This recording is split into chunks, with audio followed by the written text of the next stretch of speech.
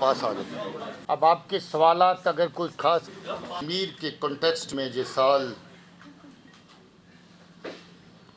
थोड़ा सुखद मगर साथ साथ दुखदाई भी रहा। बहुत सारी अच्छी चीज़ें हुई,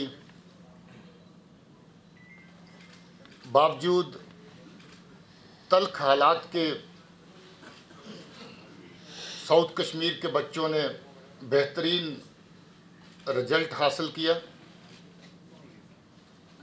बावजूद regular law and order engagements के जम्मू कश्मीर पुलिस और इसके साथ काम करने वाली जो फोर्सेस हैं, उन्होंने लॉ एंड ऑर्डर की मैनेजमेंट बहुत एफिशिएंटली करी और लॉ एंड ऑर्डर की एंगेजमेंट के दौरान खुद तकलीफ़ झेलते हुए भी सिविलियन साइड के ऊपर किसी भी तरह का कोई नुकसान जानी जो है वो नहीं होने दिया। जहाँ पर रिक्रूटमेंट्स का सिलसिला चला, 5 बटालियन नई तैयार हुई।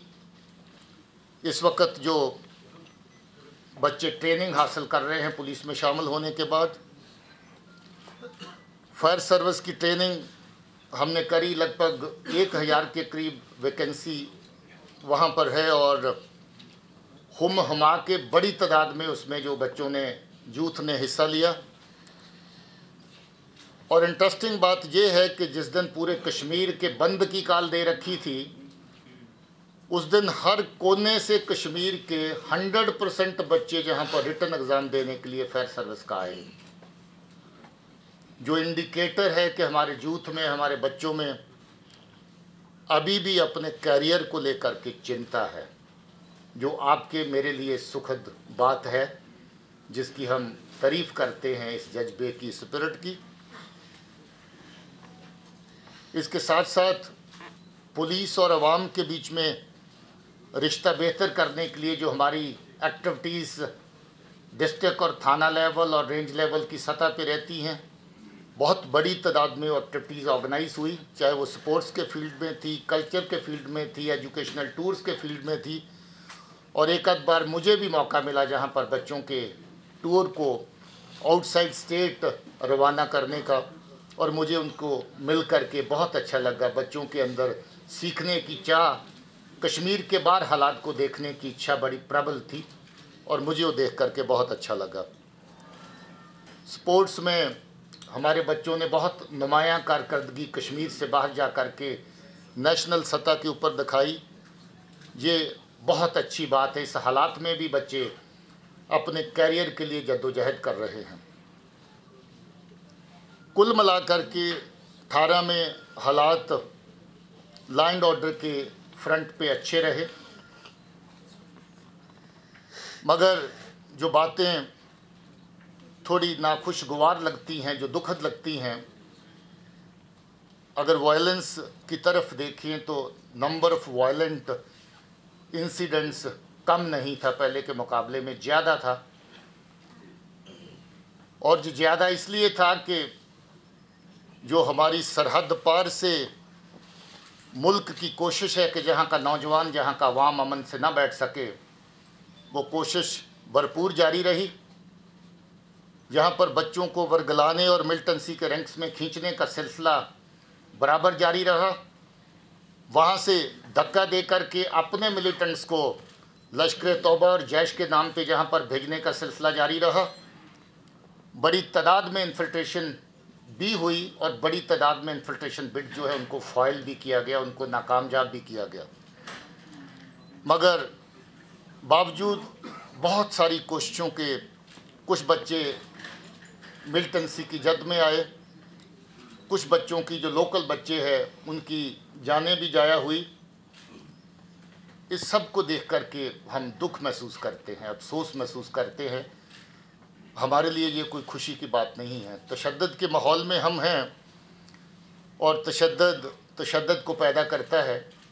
इस हालात के चलते हम लोगों को जो काउंटर इंसर्जेंसी फ्रंट पे काम करना पड़ता है, उसमें मिलिटेंट की जान जाए, फौजी की जान जाए, एसएफ की जान जाए, पुलिस वाले की जान जाए, सिविलियन की जान जाए, किसी भी जान का जाना जो है वो तारीफ़ के काबिल नहीं हो सकता। उसको कामयाबी के हिसाब से अगर आंकने लगे तो वो अच्छा नहीं लगता। मगर एक पहलू है कि आपने, लोग कहते हैं कि बहुत बड़ी तादाद में मिलिटेंट इस साल में मारे गए। ठीक है, आंकड़ों के हिसाब से आप कहेंगे कि एक एक कामयाबी का एक पहलू है, मगर जैसा मैं कह चुका हूँ, ये एक दुख का पहलू भी है कि जहाँ पर तशद्दुद जो है उस पैमाने पे है।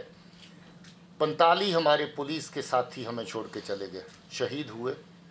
कुछ लोगों को मिलिटेंट्स ने घरों से निकाल करके मारा, घरों के अंदर घुस के मारा, किडनैप करके मारा। और बड़े कम लोग हैं जो इनकाउंटर्स और ऑपरेशन के दौरान हमारे पुलिस के साथी मारे गए। 46 जो कैजुअल्टी डेथ्स जो हैं वो सिक्योरिटी फोर्सेस की हुई, 91 की ये तादाद बनती है। और काफ़ी बड़ी तादाद में सिविलियन कैजुअल्टी हुई, और सिविलियन कैजुअल्टी के अंदर 44 लोग ऐसे हैं जिनको मिलिटेंट्स ने घरों में जा कर के अपना निशाना बनाया और इतने खौफनाक तरीके से कुछ नौजवान बच्चों को कत्ल किया, जिसकी मिसाल यहाँ पर इस रियासत में क्या हिंदुस्तान के बाकी कोनों में भी नहीं मिलती है। किसी का गला रेंद के मारना, किसी को गोलियों से छलनी कर देना और उसकी वीडियो बना करके सोशल मीडिया में डालना निंदनीय है, और हम परजोर अल्फाज में इसकी निंदा करते हैं। कश्मीर की सिविल सोसाइटी ने भी इसकी जम करके निंदा करी, और निंदा करने के अलावा और कोई ऑप्शन भी नहीं है, क्योंकि ऐसा कश्मीर ने ना कभी देखा है ना हम लोग देखना चाहेंगे। इस तरह के हालात जहाँ पर हों किसी को वो अच्छे नहीं लगते हैं। फिर भी आवाम की तरफ से हमें बहुत सारी कोऑपरेशन मिली, मीडिया की तरफ से बहुत सारी कोऑपरेशन मिली। हम आवाम की, मीडिया की, आप सब लोगों की सराहना करते हैं कि आप लोग बावजूद इस तरह के हालात के, जहां आप भी प्रेशर्स में काम करते हैं, आप भी परेशानी में काम करते हैं, आवाम भी अपने हिस्से का प्रेशर बर्दाश्त करता है मिलिटेंसी के हाथों और जो बाकी एंटी नेशनल अनासर हैं, मुल्क दुश्मन जो लोग हैं उनकी तरफ से। मगर बावजूद इसके आवाम ने भी एक सेंस ऑफ रिस्पॉन्सिबिलिटी और मीडिया ने भी by and large sense of responsibility से काम लिया। छोटी मोटी एब्रेशंस इतने बड़े साल में, इतने बड़े माहौल में होती हैं, मगर मैं समझता हूं कि शायद आने वाले टाइम में उसको हम और अच्छे से चेक कर पाएंगे। मैं साल 2018 जो बीत गया उसमें हमारे शहीद जो हुए साथी, उनको सलाम पेश करता हूं, उनके परिवारों के तहीं अपनी हमदर्दी पेश करता हूं। हमको ऐसा मौका नहीं छोड़ते जहां हमारे साथी की शहादत हो, और हम जिस हद तक परिवार के साथ जुड़ सकें, उसकी मदद कर सकें, उसकी मदद करें। सरकार रियासती और कौमी सतह के ऊपर बड़ी संजीदगी से हमारे ज़रूरतों को उन्होंने कंसिडर किया, और जहाँ जहाँ मुमकिन था बहुत सारे वेलफेयर मेजर्स लिए गए। शहीद साथियों के परिवारों के लिए जो एक्स ग्रेशिया की रकम मिलती थी उसमें एसपीओ के लिए भी और रेगुलर फोर्स के हमारे जो मेंबरान हैं उनके लिए भी इजाफा किया गया। एसपीओज़ की तनख्वाह में बढ़ोतरी करी गई, और अभी जो लोग एक रैंक में एनजीओ और वार लेवल पे स्टैग्नेट कर रहे थे उनके लिए काफ़ी बड़ी तादाद में वैकेंसीज, पोस्टें हमें दी, जिसके चलते बहुत बड़ी तादाद में हम लोग जो हैं वो प्रमोशंस कर पाए। गस्टेड ऑफिसर्स का मसला नॉन फंक्शनल ग्रेड का 99 का पहले हो गया था, बाकी बैचेस अभी पेंडिंग थे, और हमें ये कहते हुए खुशी हो रही है कि साल के आखिरी दिन इनको नए साल के तोहफे के वजहों 2001, 4 और 8 बैच का नॉन फंक्शनल ग्रेड जो है वो भी वागुजार किया गया। मुझे और उम्मीद है कि आने वाले वक्त में जो फोर्स की ज़रूरतें हैं, ख़ास तौर पे छोटी सतह पे जो जवान काम करता है तकलीफ़ में, उसके परिवार खुश और खुशहाल हों, उनके बच्चे तरक्की कर सकें, उनके लिए जो बाकी अलाउंसेस मिलते हैं उसमें भी बढ़ोतरी की उम्मीद है, और हम समझते हैं कि उसमें जल्द ही और बढ़ोतरी का जो अंडर कंसिडरेशन है गवर्नमेंट के पास इशू, वो भी सेटल हो जाएगा। मैं अपने सब पुलिस की टीम, जो छोटे से छोटे रैंक से लेकर के बड़े से बड़े रैंक तक मेरे साथी हैं, मैं उन सब को शुक्रिया कहना चाहता हूं as leader of the team कि इस टीम ने बहुत अच्छा काम 2018 में किया और ये उम्मीद करता हूं कि ये टीम इसी तरीके से आवाम दोस्ती को सामने रखते हुए आने वाले साल में भी काम करती रहेगी। आवाम की बेहतरी और बहबूदी हमारे पहले निशाने पे होनी चाहिए, उसके साथ कंप्रोमाइज़ ना हो वो हमारी हमेशा कोशिश रहेगी। हमारे लोगों ने बहुत सारा रिस्ट्रेंट किया जब आपके CI ऑपरेशंस भी होते हैं।